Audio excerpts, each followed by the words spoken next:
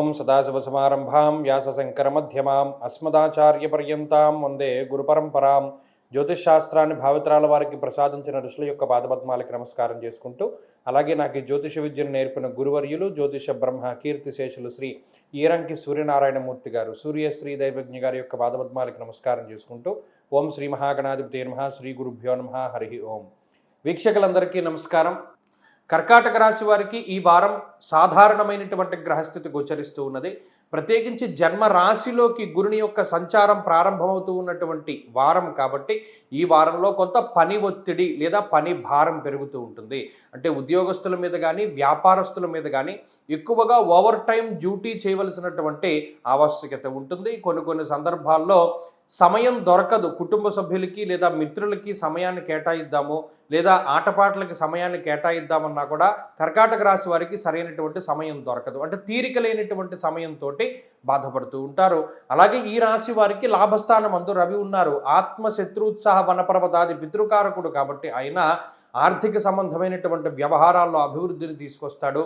అలాగే ఆత్మవిశ్వాసానికి కారకులవుతారు. సూర్యుడి యొక్క అనుగ్రహం ఉన్నందువల్ల ఆరోగ్యం కూడా ఈ వారంలో కర్కాటక రాశి వారికి చాలా అద్భుతంగా ఉంటుంది. ఈ వారంలో చంద్రబలం అధికంగా ఉన్నది. మనసుకి నచ్చినటువంటి ప్రాంతాలని సందర్శనం చేయడము, నచ్చిన వ్యక్తులతోటి మాట్లాడుతూ ఉండడము, నచ్చిన రీతిగా జీవనాన్ని మలుచుకోవాలి అనేటువంటి ఆలోచనలు కూడా ఈ వారంలో కర్కాటక రాశి వారికి వస్తూ ఉంటాయి.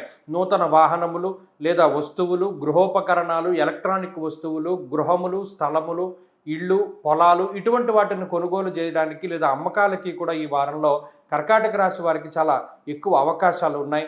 ఉద్యోగపరమైనటువంటి వ్యాపారపరమైనటువంటి ఒత్తిడి ఉంటుంది, అది మనం చెప్పుకున్నాం. దేశాంతరాల్లో అంటే వేరే దేశంలో నివసిస్తూ ఉండేటువంటి కర్కాటక రాశి వారికి మాత్రం ఈ గ్రహస్థితి చాలా కలిసి వస్తుంది. అనగా అక్కడ ఉద్యోగము లేదా వ్యాపారము లేదా విద్యా సంబంధమైనటువంటి విషయాలు ఇవన్నీ కూడా చాలా పాజిటివ్గా ఉండడానికి ఎక్కువగా అవకాశాలు ఉన్నాయి. కర్కాటక రాశి వారు ఈ వారంలో మరింత అనుకూలమైనటువంటి ఫలితాలని సాధించడానికై మరీ ముఖ్యంగా కొంత శరీరము బరువు పెరుగుతూ ఉంటుంది, లేదా కొంత ప్రణాళికాబద్ధమైనటువంటి జీవనాన్ని సాధించాలి, బద్ధకాన్ని వదిలిపెట్టి అంటే ఎక్కువగా దక్షిణామూర్తి యొక్క ఆరాధన చేస్తూ ఉండడం చెప్పదగినటువంటి సూచన. ఈ వారంలో కలిసి వచ్చేటువంటి రోజు ఆదివారంగా చెప్పవచ్చును. అదృష్ట సంఖ్య 2, అదృష్ట వర్ణము లేత ఎరుపు రంగు. తదుపరి సింహరాశి.